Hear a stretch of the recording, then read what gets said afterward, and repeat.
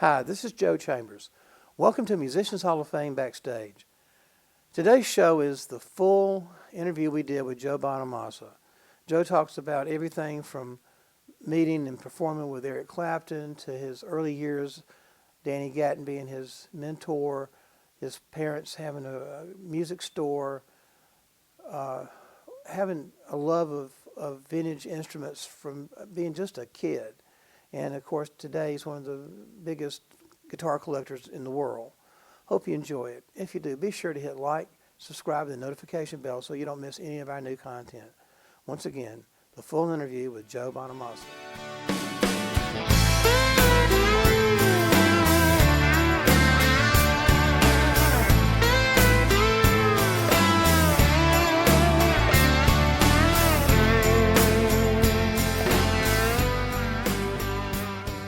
Welcome to Musicians Hall of Fame. Today's guest is the fantastic Joe Bonamassa. Joe, thank you again so much for doing this, man. I'm honored to be here. Thanks for having me. I love this museum. It's like one of my favorite places to come and geek out. There's so much cool stuff to see. Okay, we're done. Thank you. Yeah, right. Well, I appreciate it a lot. And Maestro, I had a Maestro pedal. Mm-hmm. I hadn't seen that logo in years, but it was a phase shifter. Right.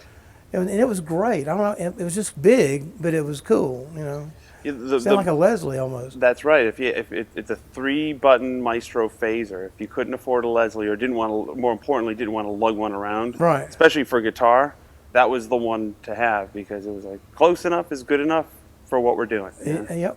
and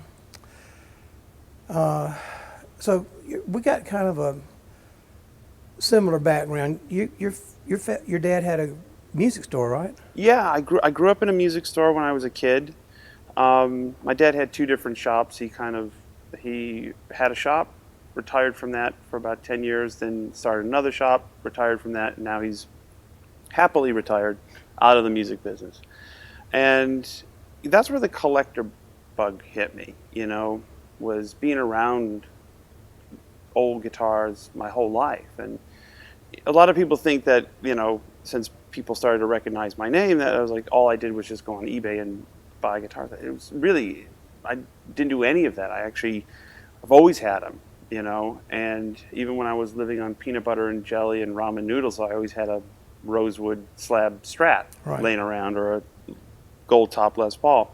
Because as we know, musicians are willing to spend every dollar that they have on an instrument when they can't afford things like rent, water, electricity, medical care, all the above. And so my thing was, I was always interested in the history of where the actual instrument came from. Mm-hmm. And then secondly, who played it? If it's a gold top with a stop bar and it wraps around, it's like, oh, I used to see Bloomfield play one of those, in the magazines. And, if it was a Telecaster, it would have been, oh, that's the same one that Danny Gatton played or Roy Buchanan. And so we always get this name association with the instruments. But more importantly, somebody purchased this thing in 1952, kept it their whole lives, and then finally decides to sell it. I mean, we've done this our whole lives, is find stuff under the beds. So that was really, for me, it's the hunt, not so much the tangible item. It's the story behind it. Yeah, a lot of times, you couldn't wait to buy a guitar. You get it, and then, okay, what's next? What's next, right? And sometimes it was like when we would go to the guitar shows, I would help my dad at the guitar shows. It would we'd buy 30 guitars a day, and that's when it really kicks in overdrive. Or 45 pieces over 2 days. You're like, wow, I just bought 45 guitars. Well, obviously they were for the shop, not for me. But it's still the thrill. It's like the latches click, and it either revealed, and it's like we've all had them where the case opens and like, oh my God, this is the coolest thing ever, and then oh my God, this is terrible, And it's like it's just that, I guess that's that shot of dopamine that you get, it's exciting.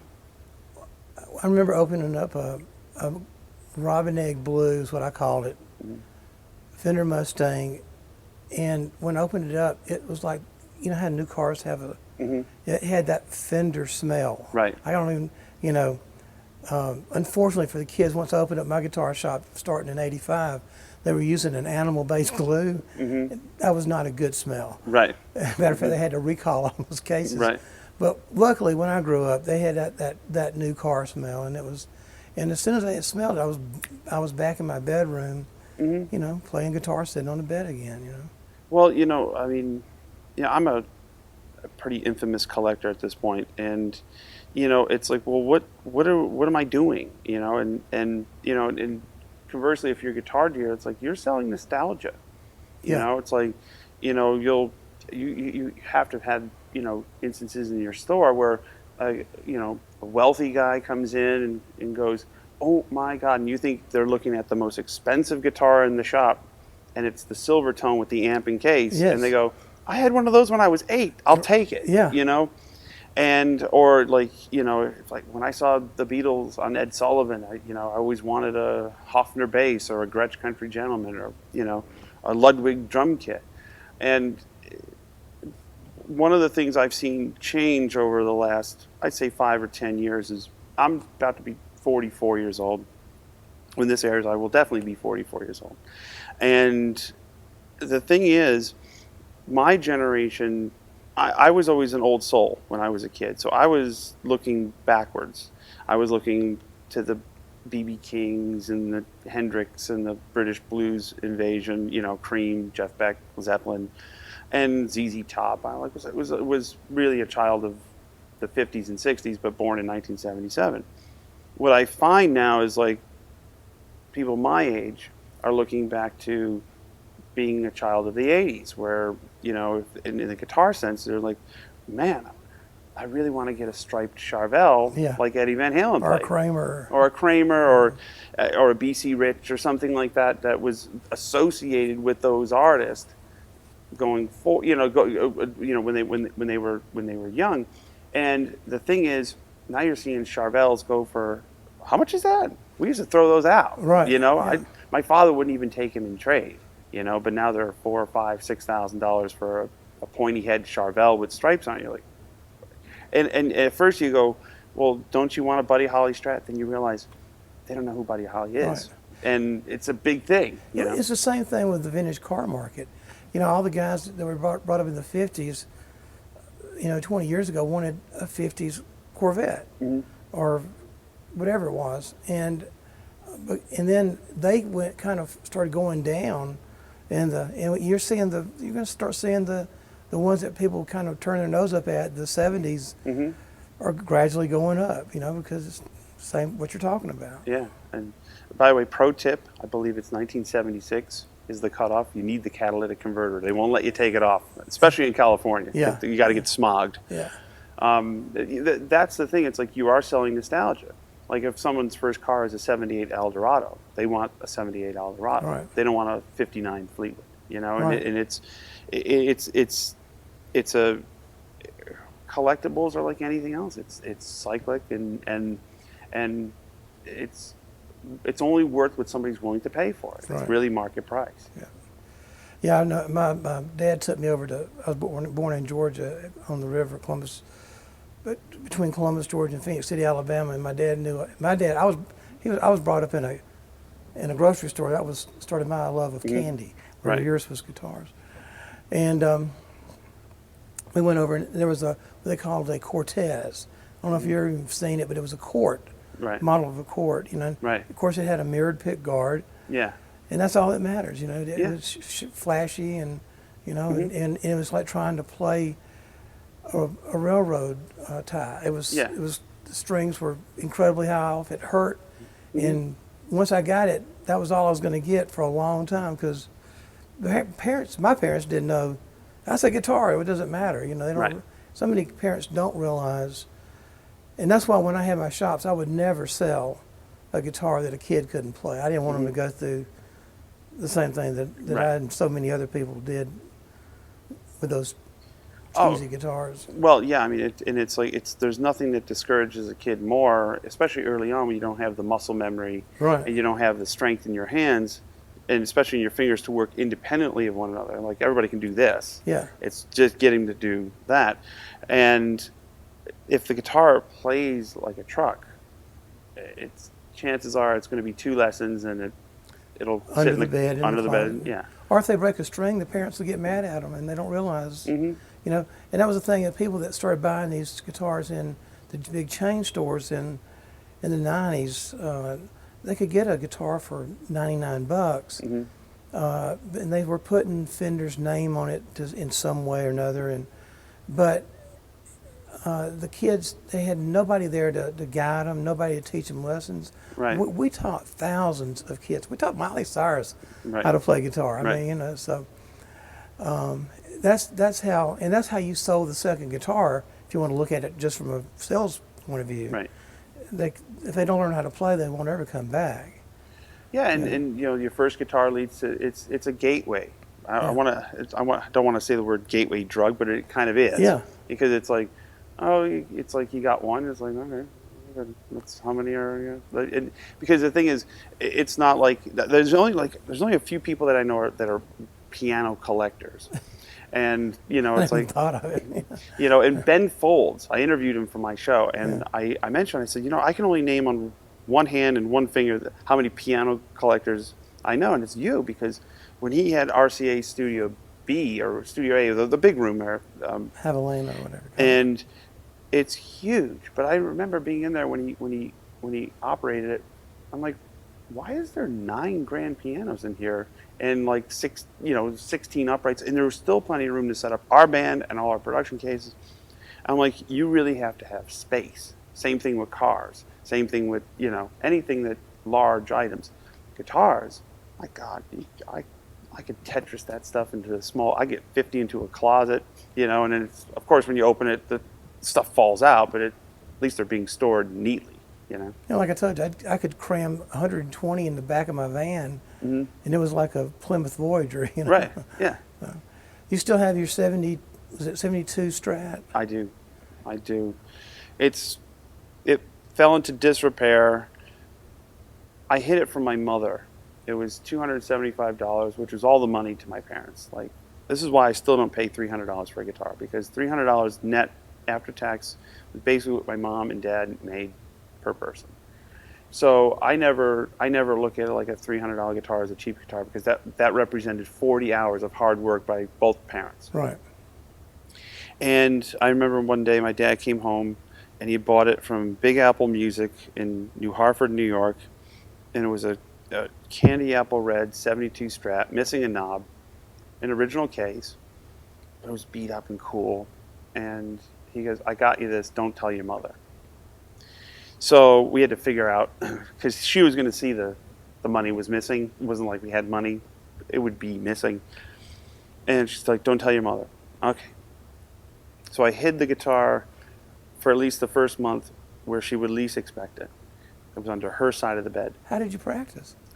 Well, I had a gap between 2:45 and 4:30 when my mom, I had another guitar, and my mom would get home at 4:30, and I always would play, and I would check my watch, and then if you hear the thud of the door, then it was like click, click, boom. You know, we didn't live in a big house, and I would stop, you know, sticking under the bed. And I think finally my father told her, and she was not thrilled, but at that point, I was like 11 years old, and I just started playing out professionally, and I agreed to pay it off. So I paid $275, and then one day I got this just stupid idea, but we have all done this as a kid. I took the edge of a capo because the paint was peeling off it, and I wanted a guitar that looked like Lowell George's, so I wanted a natural, so I just shaved off all that lovely candy apple red, and I still have it. It now has a rosewood neck on it. It has some of the original pickups, and I found the original pick guard, the original bridge, you know, but it just got torn apart for 25 years, and then a friend of mine put it back together. So I still have it. But you got it. It's the gist of it. It's not the original guitar. So you're 12 years old and you're playing with B.B. King. How in the heck does this happen? I was making a little bit of a name for myself in upstate New York. This is before the internet, you know, so there was always like word spread in different ways. It was like really was word of mouth. And I'd done a couple of pop-in shows, or not shows, like guest stars, you know, like a guy named Tom Townsley, who played harmonica and hosted a blues show, would have me come in on the blues show, and I would play too many notes, but he would play harmonica with me. And then he'd have me sitting with his band, and then there was a guy named Midnight Mike. His name was Mike Grimaldi, nice Irish boy. And that's a typical upstate New York Italian name. And he would go by Midnight Mike, and I believe it was the Blue Tones or whatever. And he would have me sit in. Next thing you know, I would start drawing a crowd, knowing that I would be sitting in, and people would, then the newspaper would they would kind of pick up on it. And then I got booked to open up for B.B. King a couple months after I did my first headline show. And it was just because the promoter knew in that region I was drawing a crowd. We got booked at the Lilac Festival in Rochester. And, you know, we all know Mr. King and how he used to roll. Like, BB would come in kind of at the end, you know, and his bus would roll in about a half hour before his gig, and then he'd play, and then he'd meet people. But in this particular day, he flew in, he was there early, and his tour manager, Sherman, told him, hey, you know, you have a 12-year-old kid opening up for you. Okay, well, this I got to see. So the next thing you know, I'm halfway through the show, 45 minutes or whatever, and I look to my right, or I'd actually look to my left, yeah, because I'm standing there. I was on stage. I looked to my left, and there he was. Big red sparkle coat, big sunglasses, and it's B.B. King. Same guy as live at the Regal. I kind of froze, and I was like, "Oh my God, look at that!" And he invited me to his dressing room after my show. And he's like, "Son, how did you get into the blues?" And I said, "Well, after my first communion, I got some money." Here's another thing I didn't realize: you get some money after your first communion, at least where I came from. And I went to Camelot Records and I bought Steve Morris, The Introduction, and B.B. King Live at the Regal. So I was well into B.B. at that point. And I told him the story, and he just started laughing. And he goes, I really like what you do. And we kind of stayed in touch through his manager, and he invited me on a tour. We would do shows with him when he would come through the region, you know, like upstate New York, yeah, or you know, East Coast, wherever we could travel to, because we were in the family car, and so was the band. And it was just that kind of organic friendship that lasted 26 years. You know? That's awesome. Yeah. Hey, we're going to take a break, and we'll be right back. The Musicians Hall of Fame and Museum has been celebrating the men and women who make the music of our lives since 2006. The Musicians Hall of Fame is the one and only museum in the world that honors the musicians that played on the greatest recordings of all time. It's a music city, huh? It's, I mean, where else are you going to get the cats, all the cats that are in this room? From Hank to Hendrix, from LA to Nashville, the Musicians Hall of Fame will take you on a musical journey highlighting the talented musicians that created the soundtrack of our lives. Come see what you've heard, and while visiting, check out the interactive Grammy Museum Gallery at the Musicians Hall of Fame. Located in the heart of downtown Nashville in the first floor of the historic Nashville Municipal Auditorium. See you soon at the Musicians Hall of Fame and Museum. Welcome back to Musicians Hall of Fame Backstage with great Joe Bonamassa. So, we just got through talking about you being on tour with B.B. King at the old age of 12, and but did you have formal lessons from anybody? Or who was didn't you have a mentor? Like, was it Danny Gatton? Yeah, he was a mentor of mine. I took a few formal lessons. I never dove into theory. I knew what I wanted to play, and it's not slighting anybody who knows theory. It's one of the regrets of my music life is I don't know more about what's going on, especially when I'm in the studio with like the A team here in Nashville, like Michael Rhodes and Reese, right, and you know, Greg Morrow, and they're it's the minor six. I don't know. What is it? Is it B flat? Yeah, I don't know. And I've kind of grown to regret not diving into it earlier. I've kind of gotten into it more lately, but I took a few formal lessons, but my strength has always been to listen to something, kind of figure out what's going on there, and just hear it in my mind and play it and interpret it. Not necessarily note for note, but just kind of like, well, why would you be playing up here and not there? It's just you're connecting on an emotional level and on a level that you're like, okay, this is why he used this sound or this person used that sound, why they're using the treble pickup versus the front pickup, and why you go, oh man, that was so cool. And there's a method behind it. You're just not switching pickups and sounds and stuff like that for fun. It's because you have a statement, and everything you want to play, you want to make a statement. If you have a long barred solo, you don't want to just play everything in the first 30 seconds and then have another minute left to rehash those first 30 seconds in a way.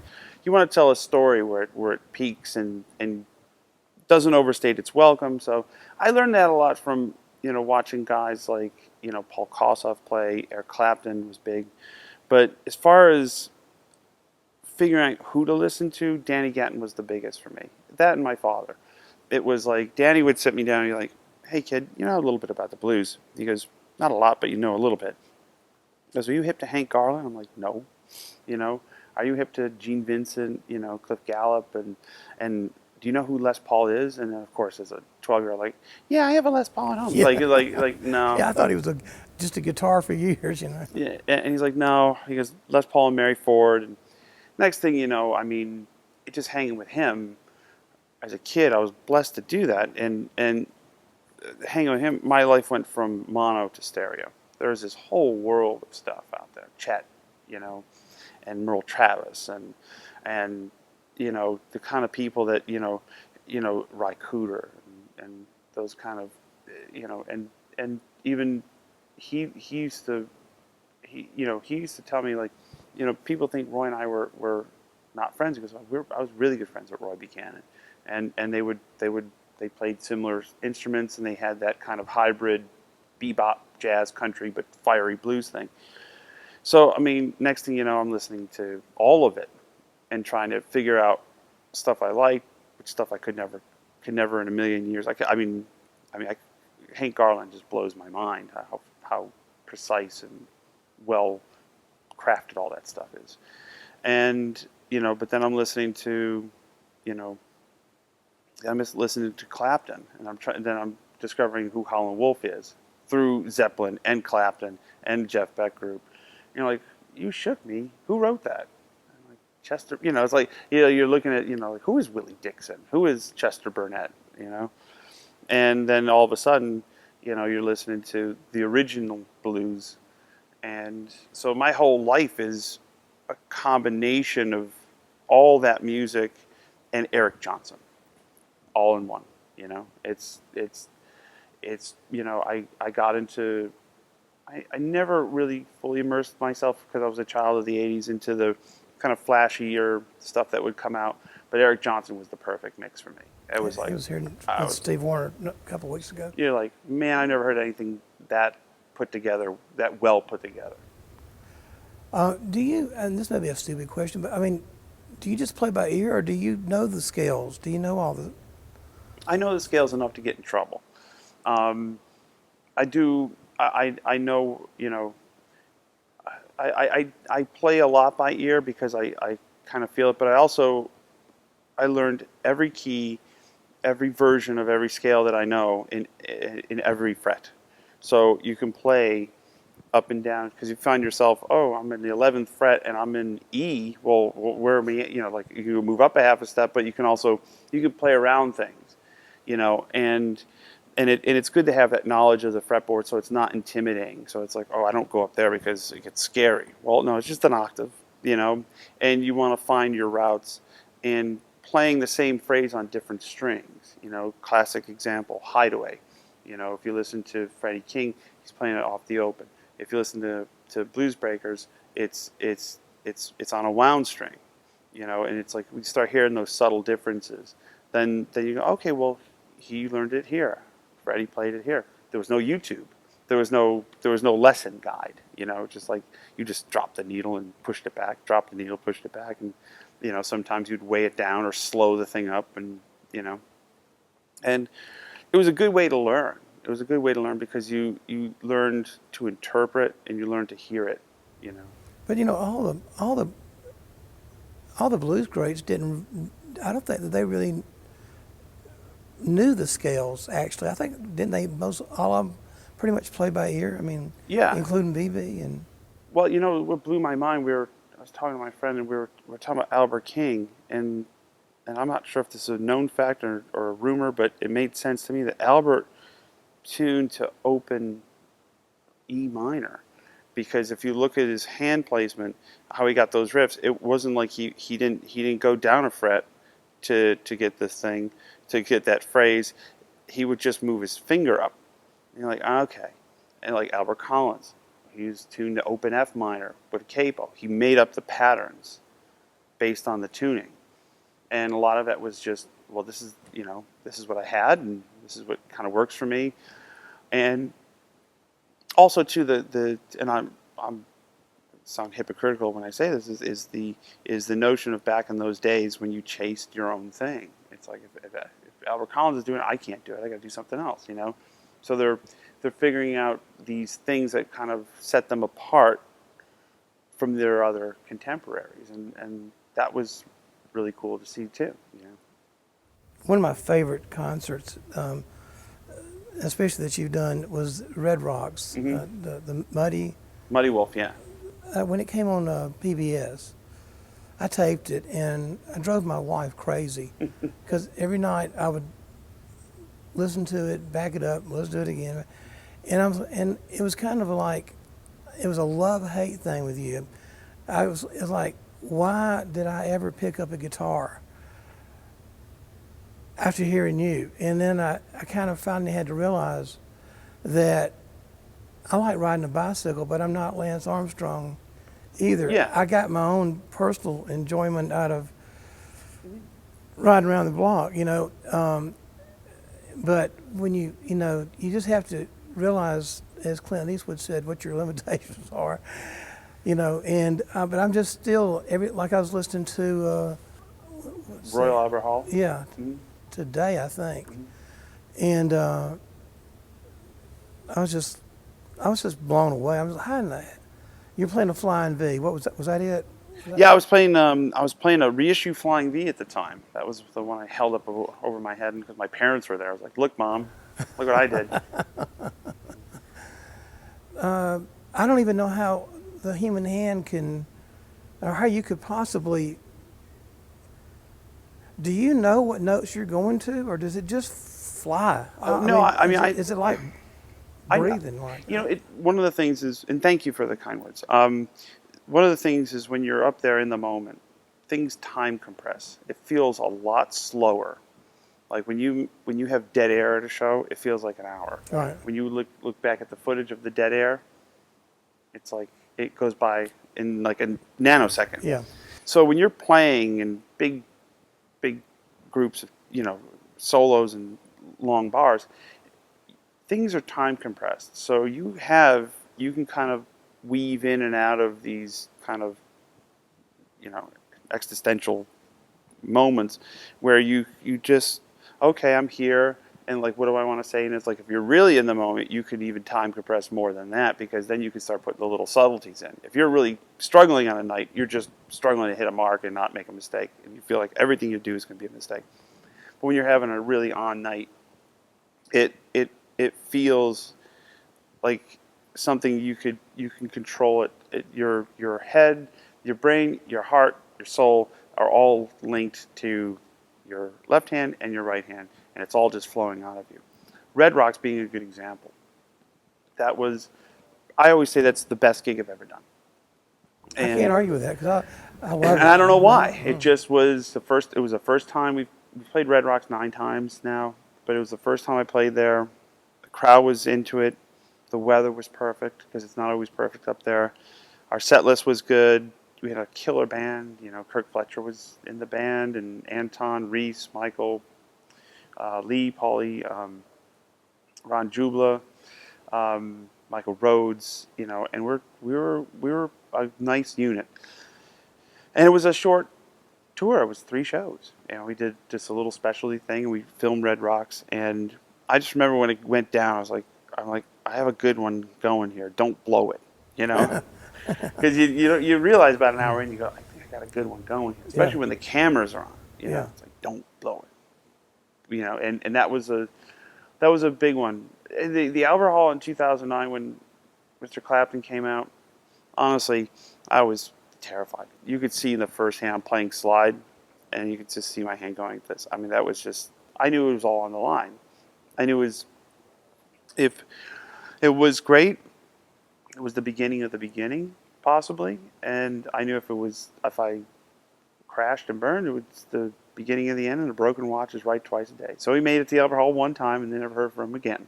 That was it. That's what I knew. Well, that was going to be my next question was, what did it, I mean, how did, you just said it was, how did it feel to be standing on stage with Eric Clapton? I mean, it was insane. I mean, I go, look what I pulled off, you know? How did that happen? I mean, did y'all contact him, or did he contact you? Was it an easy deal, or I met him at a private event, and I was shocked to find out that he knew who I was, because I don't assume everybody. I don't assume anybody knows who I am. I'm usually right, and I was just shocked that he knew what and he'd asked me at this private party about the baffle, the shields I use in front of the amps, and I was like, oh my God! Not only does he know who I am, he's actually watched me, which is it's a really strange thing, and we had a nice conversation, and a mutual friend of ours, and he's like, you should invite Eric Clapton to the Royal Albert Hall. I'm like, yeah. While we're doing that, I'm gonna put Clooney in the front row. You know, De Niro will be over here. You know, BB King will be. You know, he'll be in a box up there. I'm Joe Bonamassa. Nobody's coming. He goes, write him a letter. I'll get him the letter. I hand wrote him a letter. And I said, Mr. Clapton, the reason why I've wanted to play the Royal Albert Hall is because of your legacy in this place, you know. And if he had played all those legendary gigs at, you know, the Fox and Hound pub in London, I would have wanted to play the Fox and Hound. Right. Had nothing to do with the beauty and grandness of this hall. It's just because of, and those classic things that he would do in the 80s with 24 Nights and Cream, and then you get the Zeppelin, obviously, you know, and the Beatles. I mean, everybody's played that. But it was, in particular, Eric Clapton that made an impact in my life. So I wrote him a letter and just articulated that. Killed a few trees because I crumpled it up, but I hand wrote the letter. And I left my email. And then one day, it was on a random Sunday, I get one email, which I thought was spam. And it just said Albert.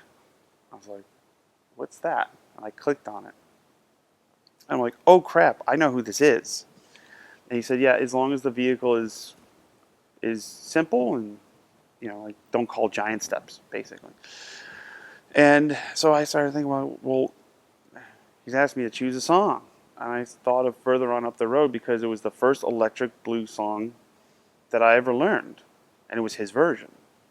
And I said, well, that would be just surreal.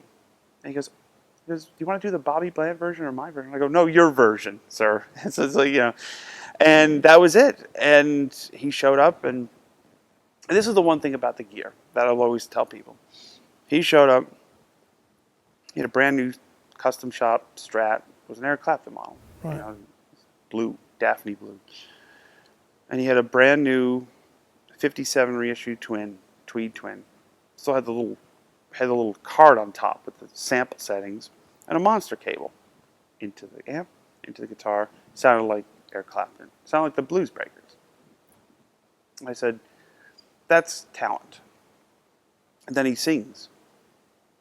And it's like every note's in tune. And he plays. And every phrase is in the right place. You go, that's a gift. And, and I could never repay the debt of gratitude that I owe him, because it really, especially in this country, put a stamp of approval on me. And I then became known, especially in the United States, as British. People didn't realize until they actually met me or talked to me or heard me speak that I was from upstate New York. And it really, my whole life changed after that moment. And it was really something very cool that it could never recreate, because you could see the look on my face. You could see the look of how much it meant to me, And he knew it. He absolutely knew it. I think that everybody, especially with the baby boomers, if you play guitar, that's who you kind of wanted to be. I mean, then of course Hendrix came along, and right, and it was kind of a yin and yang there for a while. But yeah, I mean, well, the thing was, and I know we live in a time where everything is discussed ad nauseum, and accusations are made of who's authentic and who's not. I didn't know who Hubert Sumlin was until I realized that "Killin' Floor" by Jimi Hendrix was,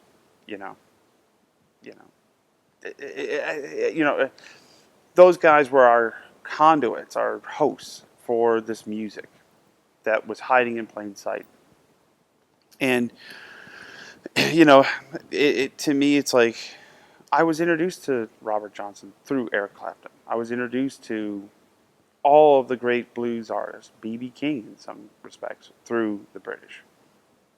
And it doesn't make me less in love with the music.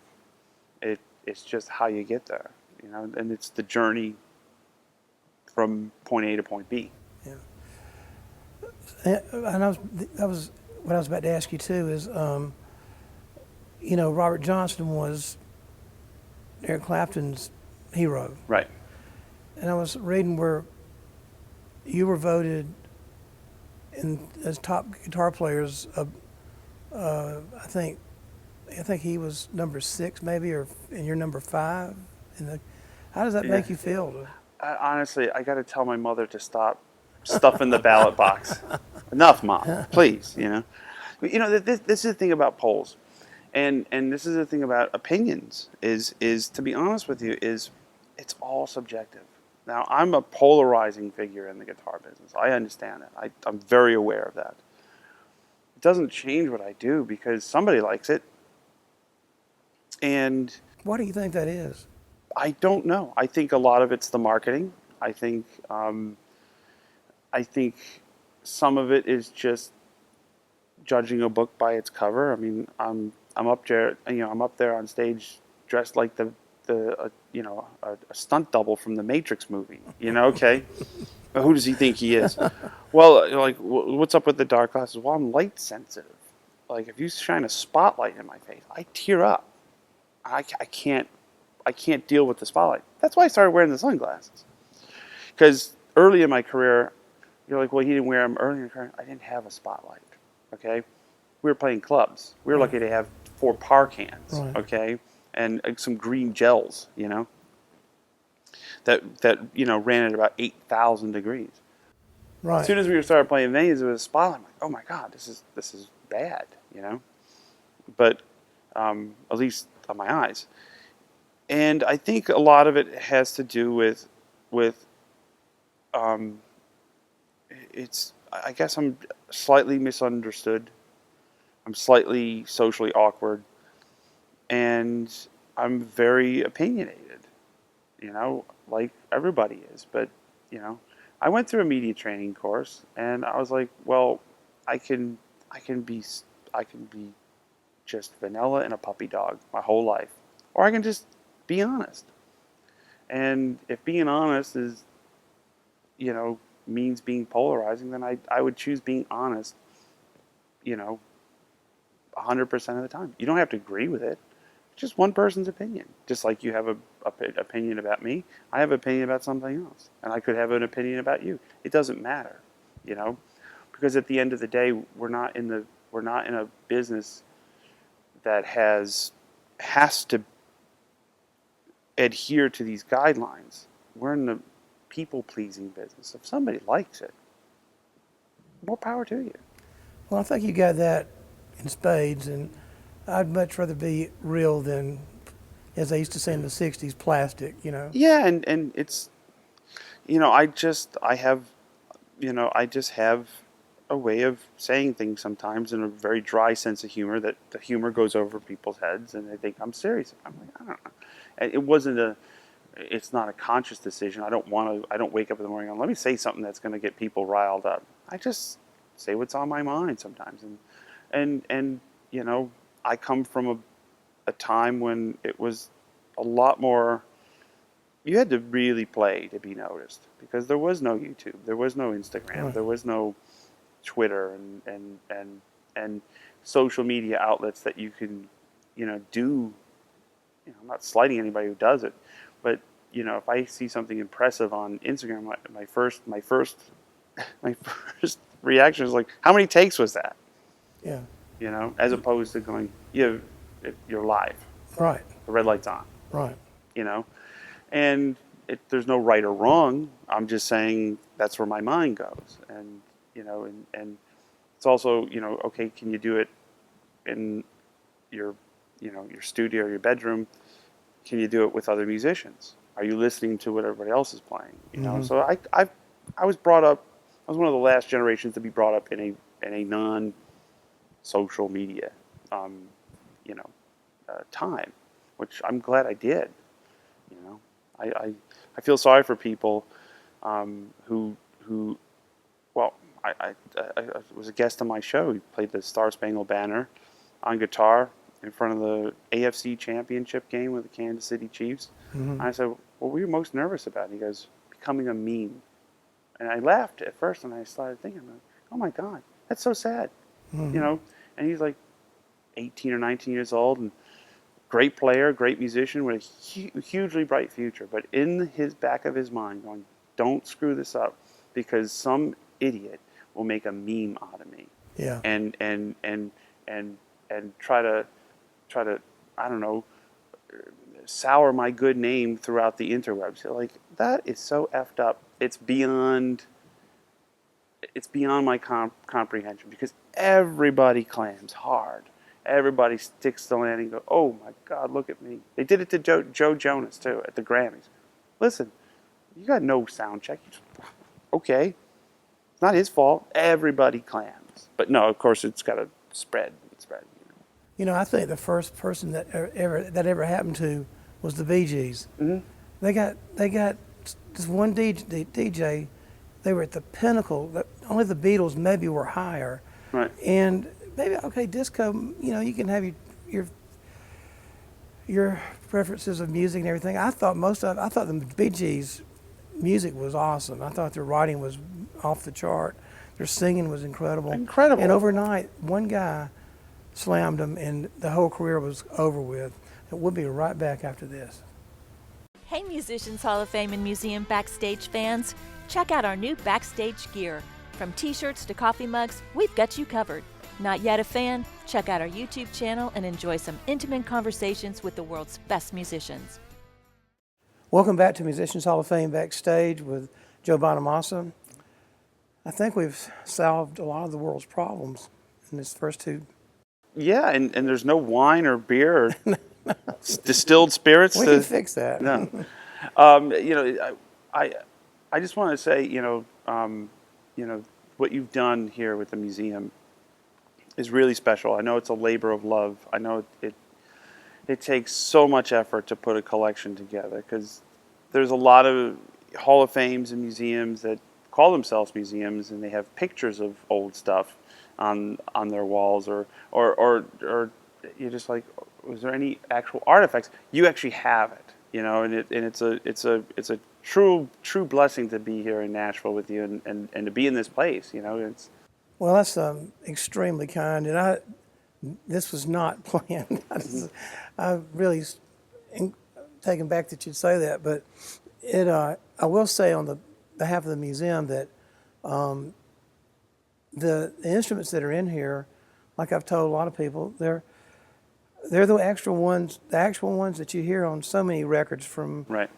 so many different genres of music, and but at the same time, and we had Greta Van Fleet on a couple of weeks ago, or here, and they were talking about all the instruments that were in there that the players had an influence on their career, and like I told them, they're tools. Yeah. And I hate to say the same thing I said in another interview, but James Burton said, it doesn't matter what I play, my fingers make it sound like me. Right. And I think that's true with you too. I mean, I know you could have your own museum that's unbelievable, And, matter of fact, one of the things that I love that you was telling me the other day was that you saved the Manny's sign. That's something that I would have done. Yeah. If I could have. And if you don't know, Manny's was the music store in New York that the Beatles and Hendrix and Clapton and everybody went to. And matter of fact, the guitar that we've got from Hendrix here, well, I'm pretty sure was a Manny's guitar. Yeah. Yeah. And Joe saved the sign when the building unfortunately was being torn down. And, Right. And I just think that's a really cool thing that you did that. Well, it was sheer luck and being crazy, I guess, at the same time. It's a good crazy. It was. I was showing my girlfriend at the time 48th Street. Yeah. And we were playing Radio City Music Hall, and I was like, "Come on, it's 3 blocks." Yeah. I said, "It's on the show." I was like, "You got to come, and I'll show you what meant the world to me when I was in 1988, and I was playing, sitting in with Danny Gatton at the Cat Club, and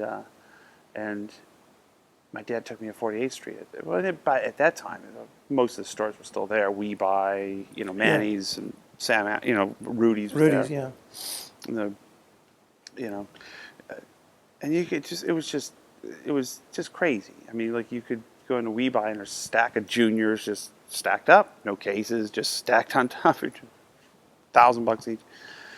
And we turned the corner, and the sign was still up, but there was Rudy's at that time was the only one left still there, and he had subsequently moved to Soho. And I said, you don't realize how many legends have walked under this sign. And then I saw a sign on the building said Rockefeller Realty Group. And I go, I must have sold the building. I wonder what's going to happen to the sign. That's all. So I took a shot of it with my phone. And our office got in touch with these people. They're like, yeah, we're going to tear it down. We're tearing down the building. We're putting up condos. And we're going to throw the sign away. And the guy in my office goes, hey, I work for this guy, Joe Bonamassa. And he goes, oh, we love Joe. He goes, we'll give him the sign. So this is where the crazy part, the nostalgic part is up until we'll give him the sign. The crazy part is Joe goes, I'll take it. Because when you're in New York City and you're surrounded by gigantic skyscrapers, the scale doesn't seem as large. Right. The reality is it's 5.5 stories tall because it was on a 10-story building. Yeah. So I get the sign. And it had broken in half when they took it off because the steel was so worn out. Yeah. But the acrylics were all preserved, both sides, and the clock. So there's a company here in Nashville, Clint Avalon, it signs first. And I had the acrylics created, shipped down here, and they built it right in Berry Hill. They restored it right in Berry Hill. And I was like, okay, I did it. Now where's it go? Can't put it in my house. I don't have a 5.5 story house. Like, the M is the size of this booth we're sitting in. You can buy one. Yeah, and I don't want to put it outside because if I put it outside in my condo, then the city would get involved and there would be an aviation or some sort of maritime event. I would, qualify as a lighthouse, And so it ended up at the Songbirds Foundation. That's where the sign is now. And but to me, most people, what's in a sign? It's just a bunch of letters. Not that one. Yeah.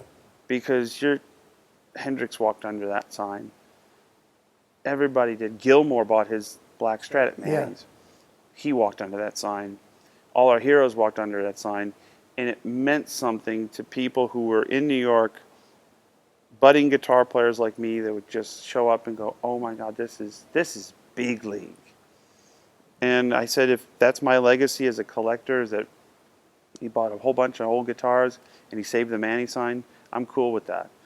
Now, in my will, it's left to my niece and nephew. I don't know what they're going to do with it, but it's got to go somewhere. But it still exists, and the sign is special to me, especially as a memorabilia collector, because there's a lot of there's a lot of ego in collecting, and not a lot of people know I own it. And they're like, "Yeah, I got a Fender, blah blah blah blah." I go, "Do you have the Manny sign?" Yeah. I go, "I got one. I got the one," And it's super cool, and I'm glad I saved it. And I'm glad as many we got to get it in here one of these days if you got room to, because it will go horizontal. It doesn't have to stack. Well, would it fit outside the auditorium? Absolutely. Well, that's what we ought to do, is just put it out here. Put it out there. Let's light it up. Yeah. And one of the things is it's just something that if you get it, it's the coolest thing ever. And if you don't, it just goes, who's Manny? Hey, the Beatles walked under the thing. Absolutely. I mean, what else you got to say? Yeah. And bought their guitar. That was one thing. I told you that I had originally had the idea for some kind of show like this to promote my guitar shops. Right. And that was 22 or 3 years ago or something. Mm-hmm. And Chet was a friend, and I asked Chet, would he be on the show back then? And he goes, right. Yeah. Like I said, unfortunately, we didn't make it happen until 20 years later or so. But one of the things I wanted to ask Chet was, how did it feel to watch the Ed Sullivan Show and watch the Beatles walk on stage and play a Chet Atkins Gretsch? Right. And just know that how many, I don't know how many thousands or millions or whatever guitars that he, think about how many people the Beatles put to work to this day, with Rickenbacker and Hofner and Ludwig and Gretsch and even Fender, because they did start playing Fender stuff. Yeah. I mean, it's just unbelievable the economic impact that they had. Right. And that trickles all the way down to the people growing trees and cutting them and paint and metal screws and pick. I mean, it's just unbelievable what all that generated. The Beatles sold more electric guitars than anybody. Yeah. Because everybody wanted to be a Beatle, and they wanted to be in a band, and especially in that format. How many of those old pictures you see of the kids, with the bandmaster and their Jaguar, and they either wanted to be the Ventures or they wanted to be the Beatles, or they wanted to be Link Ray, or later on they wanted to be Hendrix or Led Zeppelin. I was real lucky when I opened up my guitar shop. My Fender rep was a guy named Bill Carson. Huh. Bill? Oh, I know Bill. Yeah. And Bill told me that, and I interviewed Bill before he passed away. Mm-hmm. Actually, I put the interview up on our show. That's great. And he told me that they were going to drop the Stratocaster had it not been for Hendrix. Right. And the number one guitar was going to be the Jazzmaster. Yeah. Which is a cool guitar, but right. But he said Hendrix and Clapton saved the Strat. Well, there's those great. Bill was a Strat guy. Oh yeah. And there's that great photo of him in a cowboy hat. He's got his boot up on a tweed twin, and he's got a red maple neck 56. Where I don't know. And like those founding fathers. I mean, like, this is the one thing I'm like. We could probably end it with this, but is now with the fact that everything is so accessible. I can start a great guitar collection just by sitting at home, pulling out my phone, going on Reverb or eBay, and box after box after box. Mm-hmm. What you miss out is, and I had this conversation with a shopkeeper in New York City. We walk into a store and he goes, "Oh, if you want anything, just go to my website and I'll bring it out to you." I'm like, okay, that's kind of weird. He goes, no, it's just this is how we operate. I was like, obviously during COVID, everybody has a way of operating. And I was starting to think to myself, I go, you're in an impulse buy business. When you have a music store, it's overwhelming. I don't walk into your shop and say, I'm looking for a 1976 or 1977 Les Paul Custom, and I want it 12.5 pounds. I don't know I want that guitar until I see it on the wall. Right. And one of the things I always encourage, and I do it once a year, and I lose Instagram followers, and I don't care, is as I take mom and pop shops and I just give them a plug, and I'll do 20 or 30 in a day. And it's because that's the true heart and soul of what we do. It's not just going on a point and click, and even the photos are great now. You can get a 3D. It's like, it's walking into a music store as a kid and catching it. And you're like, I don't know what this is, but I want to be around it my whole life. And there's nothing that can replace that feeling of being in a music store and seeing your first maple neck telly. I actually owned the first maple neck telly I ever saw. I was 6 years old. I bought it from the House of Guitars 30 years later. They finally sold it to me. And I have it in my house here. And I'm like, I look at that and I go, I was 6 years old when I first saw that guitar, and I can't believe it's on a stand. You know, I never would have wanted, you know, I never would have gotten this far if it wasn't for those very, very influential Saturday afternoons at the shop, you know, whether we bought something or not. And it was just something that created a lifelong love affair of music and gear, and also created a monster who now has 3 theme parks chock full of it. Well, you know, I tell you, I was telling Bill and some of my other reps when I had my shops, when the big box stores came in, Mm-hmm. I was like, because they were really, at the time, they were really giving a lot of preferential treatment to them. Yeah. And I said, that's not a good idea. I said, now I get it, but you're going to have the tail wagging the dog here pretty soon if you Mm-hmm. don't realize that, you know, people like, and at that time, they weren't teaching the guitar lessons at any of those places. Right.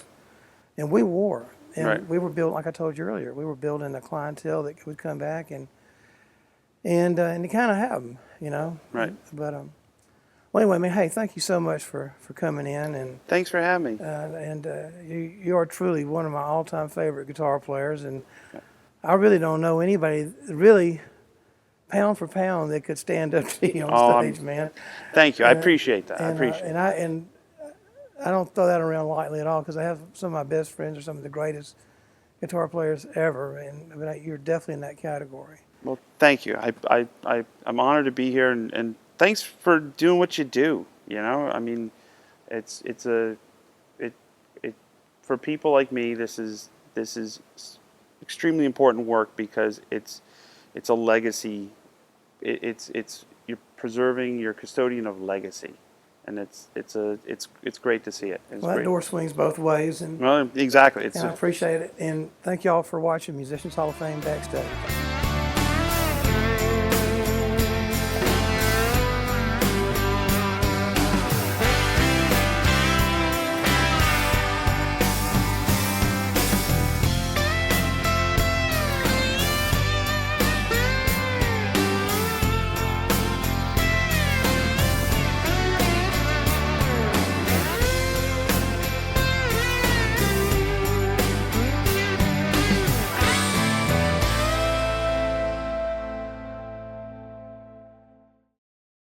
So, hey, we're here with Joe Bonamassa. This is a really good day for the museum.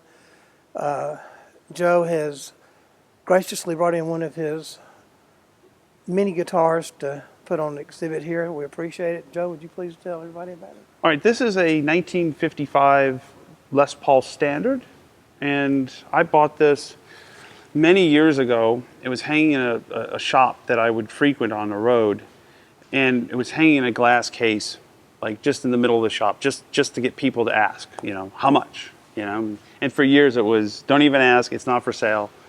You know, it was kind of an heirloom to the store, and they had purchased it from the original owner. And one day I offered not too much money, much money for it. And it was still, I mean, at the time it was a lot of money for one of these, but in retrospect, it was if you buy these things and hold them long enough, they're good investments. They catch up. They catch up. Yeah. You pay forward a lot of times. And I ended up getting the guitar, and this has been my P90 Les Paul here in Nashville since I moved here in 2017. I brought it out from California, and I use it on the two Nashville records we did, one in 2016, one in 2017, and I use it on Reese Winans and Friends, and so it's like if I got to go Bloomfield on something, like early Bloomfield before he had the burst, this is what I use. And we were talking the other day, and I was like, let me see what I got laying around up the street, because I live really close to here. And so I decided to bring this down. So for everyone can look at it, enjoy it, and maybe Joe will break it out once and let somebody play it every once in a while. It's still in tune, kind of.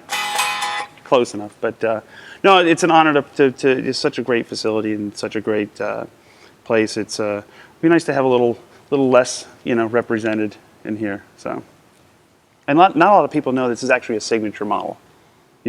It's Les Paul model. But that's one of the things I've had my fair share of double signature models, and they're like, how does it feel to have a Les Paul signature model? I'm like, well, it's Les's guitar. That was his thing. We just did a few variants of it. But no, I'm just really excited to come down here and check it out. Well, again, I can't thank you enough for doing this. And anytime. Next step, we got to get Mr. Reed down here from the Ryman. We'll put the 10-pound black Strat up on display. we can handle it. You got to get the good hangers, Joe. You got to get the extra rigid ones for the 10-pounder. All right. Well, can I have that? There you go. All right. Now this is bravery picking up a guitar in front of Joe. So I will not be playing it, but I appreciate it, man. No problem. Anytime. Thanks.